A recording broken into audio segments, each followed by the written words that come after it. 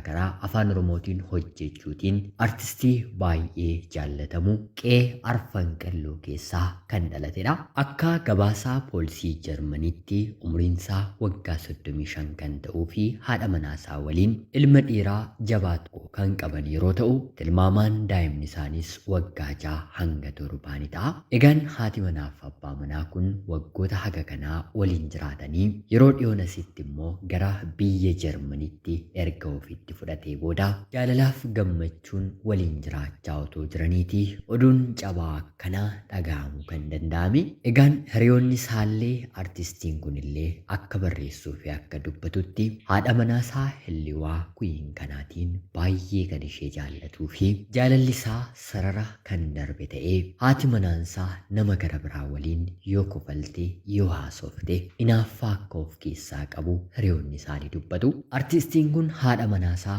otoo ajjeesiin dura waa lama ifaaf ifatti toora sooshaal miidiyaa gubbaarratti guyyaa 3 as maxxansee jira. Inni jalqabaan suuraa kan isaa fi kan haadha manaasaa akkanumallee kan daa'ima isaa qabu al tokkotti 50 ol kan ta'an toora feesbuukii isaa irratti maxxansee jira. Kan lammataa immoo barreeffama inni barreesse kallachaan isiniif hin dubbisa.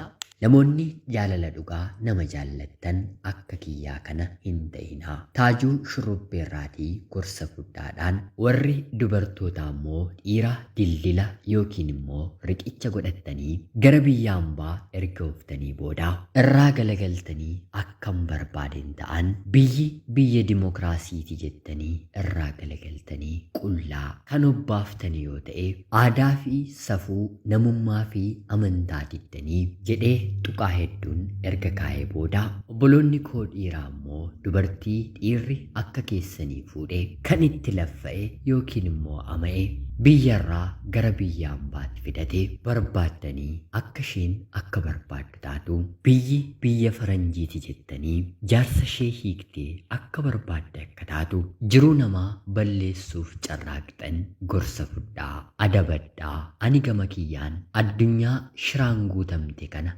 isiniif dhiiseen mana tokko keessan taa'aa hanga amriin rabbii naa dhuftutti jedhee Taajuu Shurrubbee katabeeti jira. Barreeffama kana gitaara qabatee weelluun sagalee isaatiin illee sagaleessee jira. Kana lamaan erga godhee booddee dhagaa kaleessa galgala Taajuun haadha manaasaa Hiliwaa ajjeesuu erga ajjeesee booddee immoo deemee poolisii biyya Jarmaniitti harka kennachuun anatu ajjeese jedhee ragaa kan ofirratti bahee akka hiriyoonni isaa dubbatanii fi toora sooshaal miidiyaa garaagaraa irraa argamutti illee artisti Taajuu Shurrubbeen qophiiwwan garaagaraa bakkeewwan bashannanaa yeroo deemutti haadha manaasaa harka qabatee deema. Haati manaasaa dhalootaan dubartii magaalaa Direedawaa waan taateef jaalala nama addatti qabdi. Dubartii obbin taatee salphaatti nama waliin walii galuu dandeessu asooftuu wayiiti. Maarreegaa amala ishee kanatu ta'uu ni danda'a. Artistii kanatti inaaffaa kaa'ee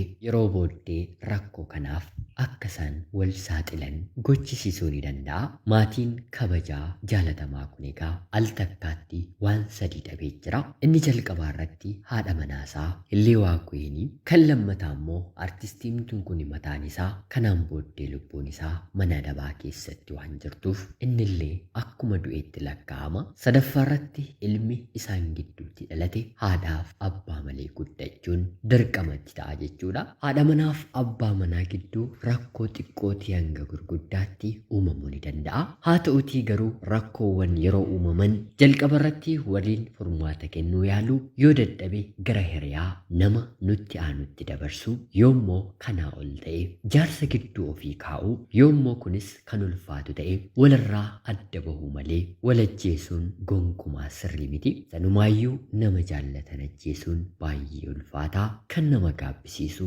bakka fuudhanii waan deebisan kan nama wallaashisu dadhabbii jireenya ofii kan duraa qofa otoo hin taane kan booddee dhufullee kan faalu gochaa badii hin taanedha. Tarii haadha manaa fi abbaa manaa kana gidduu wantoota nuti hin beekne toora sooshaal miidiyaa irra hin jirre gidduu isaanii jiraachuu ni danda'a ta'a. Wanti ajjeechaaf nama geessu wanta salphaa miti. Hiriyoonni Taajuurree poostii kana yeroo inni maxxansu adabadhu yookiin immoo bakka tokko taa'e jedhanii otuu torbee lamaatiif irra deebi'ee akka inni yaadu godhaniiru ta'ee tarii rakkoon kun kun uumamuu dhiisuu ni mala ta'a. Amma garuu lubbuu mucayyoo qaalii kanaa dhabneerra. Oromoon illee artistii kana booddee weelluu isaatiin argachuun itti ulfaachuu hin danda'a. Obboleettii keenya Hilleewaa Queen Rabbi lubbuu keetiif boqonnaa kennu. Maatii firoottan hiriyoota ishee hundumaatiif jajjabina hawwina. Obboleessa keenya Taajuu Shurrubbee siif maal jechuu akka danda'amu hin beeku. Haa ta'utii garuu namni jaallatu yookiin immoo jaallataan inaafee jennaan sanuummoo inaaffaansaa daangaa kan darbe waan guddaattis waan xiqqoottis kan isa rakkisu sammuu isaa kan jeequ yoo ta'e kun sirrii waan hin taaneef jireenya isaa irratti dhiibbaa fiduu waan na danda'uuf isa qofaa otoo hin taane namni gara biraallee barnoota fudhachuuti qaba. Inaaffaan daangaa darbe badii kanaaf nama kakaasa. Barootaaf haadha manaasaa hammatee waliin ciisaa ture. Kennaa Rabbii kan ta'e ilma kan waliin argate bifa kanaan of biraa dhabuun isaa baay'ee kan nama gaddisiisudha. Bara kana walajjeesnee miti ohumaayyuu lubbuun duniyaa kanaa gabaabbattee waan jirtuuf hanga saniitti waliif haa dhobsinuun dhaamsa qophii Oromiyaa 24 yaarraati. Bilbilli keessan yeroo suura kaastan, yeroo namaaf bilbiltan, yeroo namni isiniif bilbilu, muuziqaa, viidiyoo yeroo banattan biizii ta'ee isiniif hojjechuuf kan rakkisu yoo ta'e appilikeeshinii ajaa'ibaa tokko komentii viidiyoo kanaa kan jalqabaa irratti isiniif kaa'ee waan hin jiruuf daawunlood godhaa buufadhaatii rakkoo bilbila keessaniitiif furmaata argadhaa jecha qophiin guyyaa har'aaf isiniif qabadheen dhiyaadhe kanuma fakkaatti. Hanga yoonaatti yeroo keessan naaf kennitanii dhaggeeffachaa turuu keessaniitiif guddaa galatoomaa jecha laayik, sheerii fi sabskiraayib gochuun illee akkana deeggartan kabajaan isin gaafachaa seenaa gara biraatiin hanga walitti deebinutti bakka jirtan maraan